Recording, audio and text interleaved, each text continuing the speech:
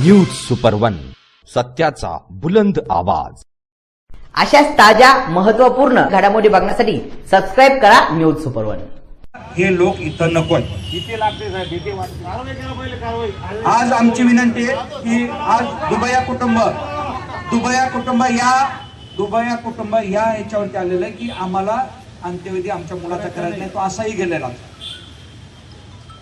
उद्याही त्यांच्यावरती वेळ आली, ही कुणावरती वेळ येणार आहे। आज यासाठी श्रीरामपूरकर प्रत्येक घाबरलेला। आमचा बेमुदत बंद आहे।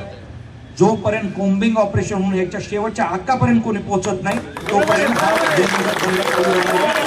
आमचं तुमच्या बाबतीत व्यक्तिगत कुठल्याही पोलिसांच्या बाबतीत व्यक्तिगत काही मत नाही, परंतु आपल्यातले काही पोलीस हे आपल्यालाही माहिती आहे की ते त्यांचं उघड काम करतात।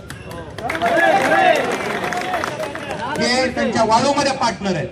मागे जो खून झाला त्या खुनामध्ये आपले अधिकारी काही त्याच्यामध्ये सामील आहेत, आपले कर्मचारी काही सामील आहेत।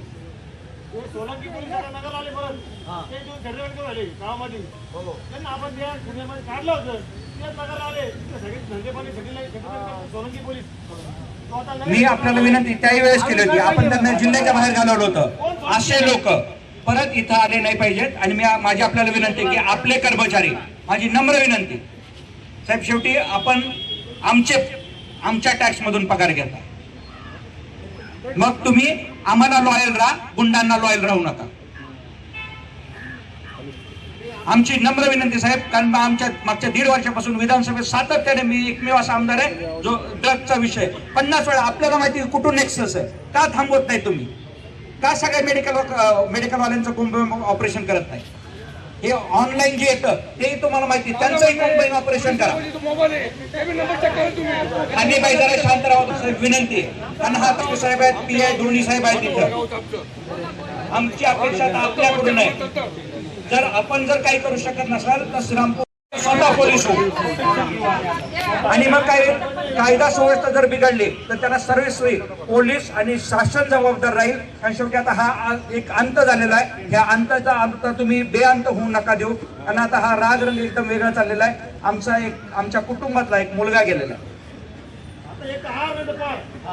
मागच्या 4-5 दिवसापूर्वी आपल्याला माहिती की 2 मुलांचे पाय तोडले, एकाला बांधून मारला। मागच्या 8 दिवसातल्या घटना बघा साहेब।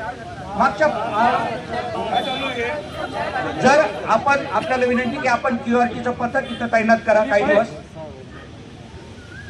1 महिना 2-3 महिने राहू द्या। आपण तुम्हाला माझी विनंती शेवटची आणि आमची आता आरपारची भाषा आहे, जे काय असेल ते असेल, आम्ही कुठल्याही प्रसंगाला सामोरं जायला तयार आहोत। छोटा भाऊ या ठिकाणी त्यांनी जीव गमावलेला, एक दिवस हा वाढत जात शेवट इथपर्यंत आलेला आहे। आणि त्याच्यानंतर ना आज गाव एक झालेलं आहे।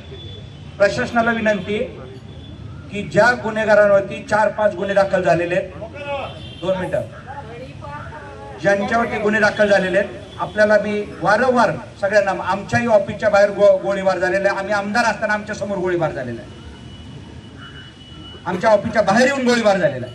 तोही आरोपी जर बिनबोबाट इथं या रस्त्याने फिरत असेल, काय करतो आपण? आरोपी येऊन पोलीस स्टेशनला PI साहेबांना दम देतात, खुर्च्यावरती बसतात।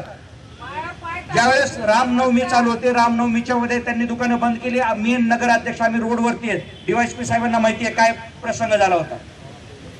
जर आपण सो मोठं जर काही करणार नसेल तर आज लोकांना भीती, आम्ही येतो पुढं, आम्हाला काही नाही, ज्यांना गोळ्या घालायच्या त्यांनी येऊन आम्हाला घालाव्यात, पण बाकीचे नागरिक त्याला तयार नाहीत ना गोळ्या खायला।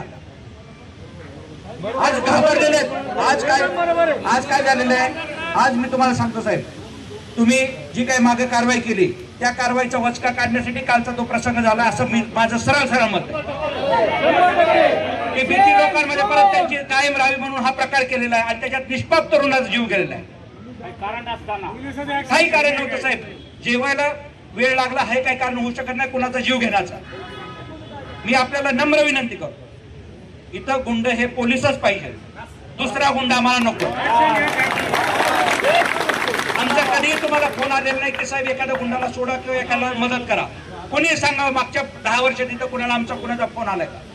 पण तू वारंवार हेच लोक गुन्हे करणार, हेच लोक गुन्हेगारांना गुन्हे करायला लावणार आणि तेच त्यांना सोडवायला इथे येतात। ही पद्धत बरोबर नाही। त्यांचं इथं येणं बंद करा, त्याशिवाय साहेब हे सगळं शांत होणार। आमची वारंवार आपल्याला विनंती, आम्ही सरकारलाही सांगितलंय, डीजी साहेबांना सांगितलं, आयजी साहेबांना, एसपी साहेबांना आणि आपल्यालाही विनंती,